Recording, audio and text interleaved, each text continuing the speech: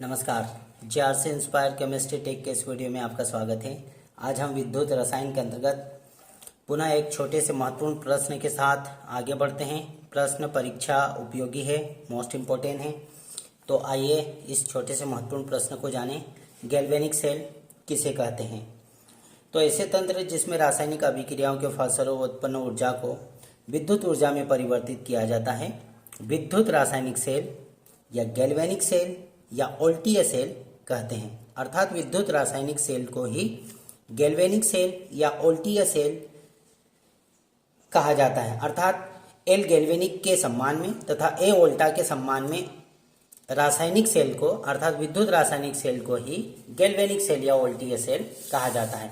तो हम पुनः कह सकते हैं ऐसे तंत्र जिसमें रासायनिक अभिक्रियाओं के फलस्वरूप उत्पन्न होने वाली ऊर्जा को विद्युत ऊर्जा में परिवर्तित किया जाता है, अर्थात रासायनिक ऊर्जा विद्युत ऊर्जा में बदलती है, उसे विद्युत रासायनिक सेल या गैल्वेनिक सेल या वोल्टीय सेल कहा जाता है। पुनः जानें, एल गैल्वेनिक के सम्मान पर इसे गैल्वेनिक सेल या ए वोल्टा के सम्मान पर अर्थात इनके नाम के सम्मान के लिए वोल्टीय सेल या गैल्वेनिक सेल कहा जाता है। आइए गैल्वेनिक सेल या वोल्टीय सेल या विद्युत रासायनिक सेल में होने वाली अभिक्रिया को हम अर्थात संपूर्ण अभिक्रिया को समीकरण के माध्यम से जानें। तो गैल्वेनिक सेल या वोल्टीय सेल या विद्युत रासायनिक सेल में जस्ते का एनोड होता है। हम रासायनिक समीकरण को संपूर्ण रासायनिक समीकरण को समझते हुए आगे बढ़ते हैं।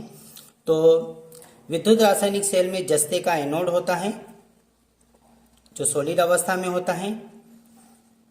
जस्ते के एनोड पर ऑक्सीकरण की अभिक्रिया होती है। हम संपूर्ण अभिक्रिया को लिख रहे हैं एक समीकरण के माध्यम से।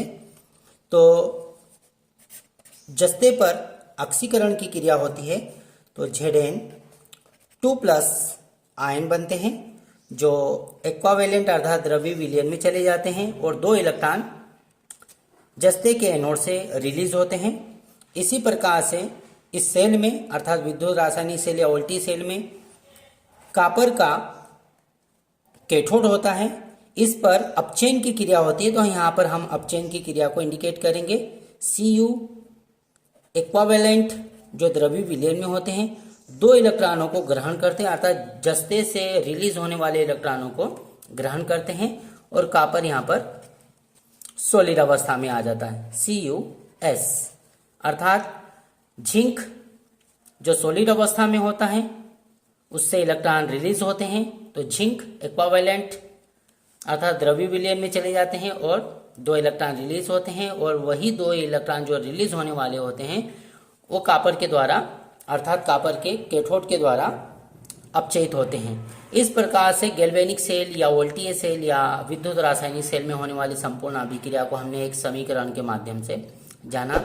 धन्यवाद, आपने इस वीडियो को अंत तक देखा और इसी प्रकार से हम महत्वपूर्ण प्रश्नों को जानेंगे। यदि आप चैनल पर नए हो तो चैनल को लाइक कीजिए, सब्सक्राइब कीजिए एंड शेयर कीजिए। Thank you.